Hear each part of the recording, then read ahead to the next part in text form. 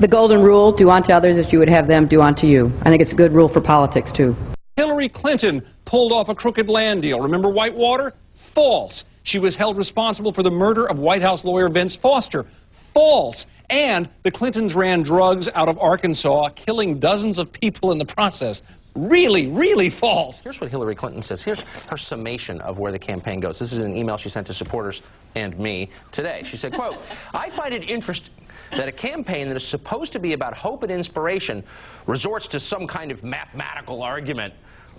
It's just, that made me laugh out loud. Campaigns are, in fact, mathematical equations. The guy with the most wins. But what's so interesting about this is she's right. It's not about the math anymore.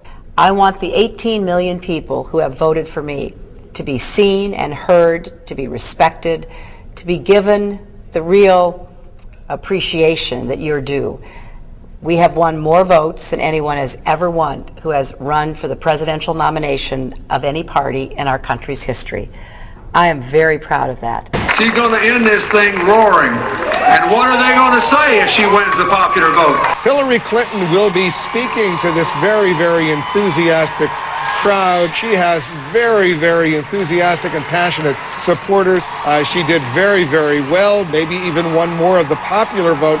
This week, it will be 1 year since Barack Obama was elected president. In that time, what has he done for and to the country? Well, some sobering economic news today. The unemployment rate has hit double digits. That's the first time in 26 years. According to the Labor Department, there are now nearly 16 million Americans out there without jobs in this country. This brings the unemployment rate to 10.2%. That's up from 9.8% in September. President Obama's Afghanistan policy is having an impact on his public approval ratings. Two new polls show a dip in the public's confidence over the war. 43% disapprove of the president's handling of the war, according to a new CBS News poll. That's a 9-point jump from just last month. A new Washington Post ABC News poll also finds the public is apprehensive. 52% believe the war in Afghanistan is not worth fighting. They're angry because they don't have jobs, and I think the Obama administration has really not been adept at handling this underbelly of concern going on there about the economic... Okay, so Harry Reid and the Democrats do pass something in the Senate, it will look very different than what narrowly passed the House. Then they got to try to reconcile or come up with some common language. On those two big issues that Dana was talking about, the question of whether there is a public option that emerges from the Senate. You know, you've heard senators say they're not going to vote for any measure with a public option.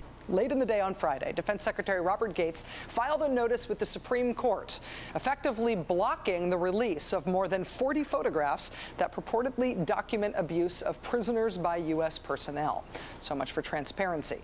You may recall that the ACLU had sued the Pentagon for some of these pictures. A lower court ruled in the ACLU's favor, and President Obama had said that he supported making them public, until he didn't. You went out to Iowa. Is it fair to say it's disillusionment or skepticism, or is it this whole idea, yes, we can, but we haven't seen it? Chuck, I think the reality is really set in. A year later, people are wondering, you know, gosh, we were waiting for this change, we were waiting for this hope. Maybe we were being unrealistic. We all know that these are challenging times. We have two wars abroad. We have a recession looming here at home. Voters faced a critical question: who is tested and ready to be commander-in-chief on day one? You helped remind everyone that politics isn't a game. Hillary Clinton is now viewed favorably by 65% of Americans, outshining. I have never felt so blessed. The challenges that I have faced in this campaign are nothing compared to those that millions of Americans face every day in their own lives. So today, I'm going to count my blessings and keep on going. I'm going to keep doing what I was doing long before the cameras ever showed up, and what I'll be doing long after they're gone.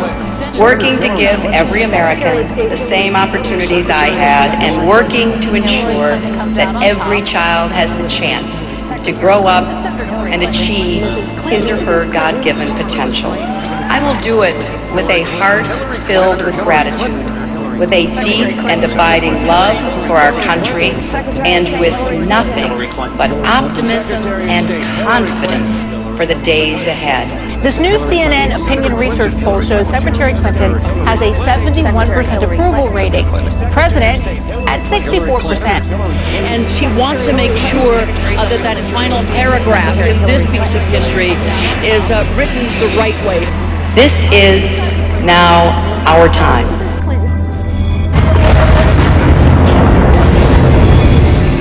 Dare to compete, Mrs. Clinton. I announced today that I'm forming a presidential exploratory committee. I'm not just starting a campaign, though. I'm beginning a conversation with you, with America, because we all need to be part of the discussion if we're all going to be part of the solution. So it is official. A woman is running for president of the United States. We're going on, we're going strong, and we're going all the way. I'll tell you, we are not quite sure if she is going to make her way to any sort of microphone for a statement. It doesn't appear that way, so we'll just kind of watch some of these pictures here. She's faced moments of public pain and private crisis, and seems to get stronger. She went from the White House to Capitol Hill, an elected official in her own right. And whether you talk about the polls that have changed on the trust that actually this country now has for women to manage the hardest thing that's kept us out of the White House, and that is security. Over half the voters now trust women at the same level as men to really make good decisions on foreign policy, homeland security, and the economy. And we've had 2 secretaries of state that have made it normal to see women in those positions. I want you to think outside the proverbial box. I want you to give me the best advice you can. I want you to understand there is nothing that I welcome more than a good debate and the kind of dialogue that will make us better. So I take this office with a real sense of joy and responsibility, commitment and collaboration. And now, ladies and gentlemen, let's get to work. Thank you, and God bless you here today in this historic, magnificent building. The 50th woman to leave this earth is orbiting overhead. If we can blast 50 women into space, we will someday launch a woman into the White House.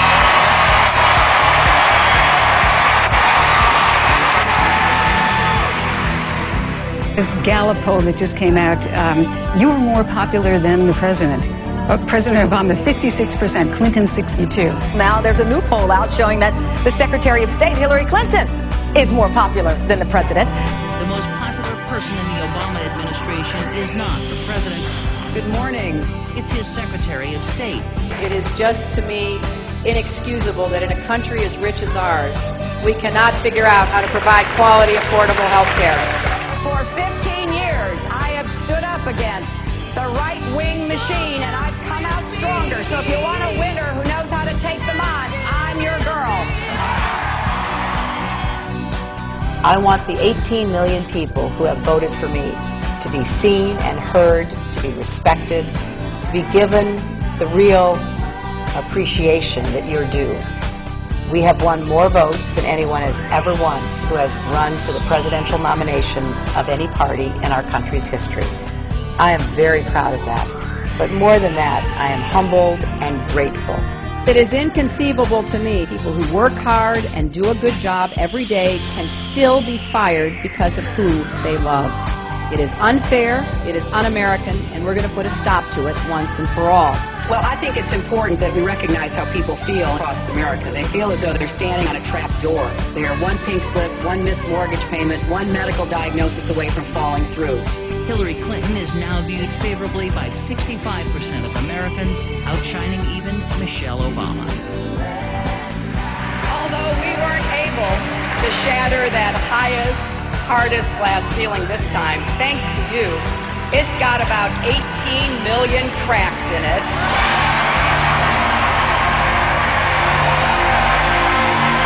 And the light is shining through like never before, filling us all with the hope and the sure knowledge that the path will be a little easier next time. It's not over until the lady in the pantsuit says it is. We all want an America defined by deep and meaningful equality, from civil rights to labor rights, from women's rights to gay rights, from ending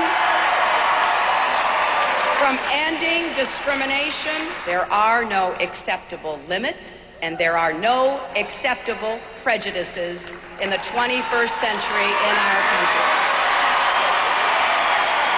We have a common task and a common challenge. Why can't we see that we are all in this together? 18 million of you from all walks of life.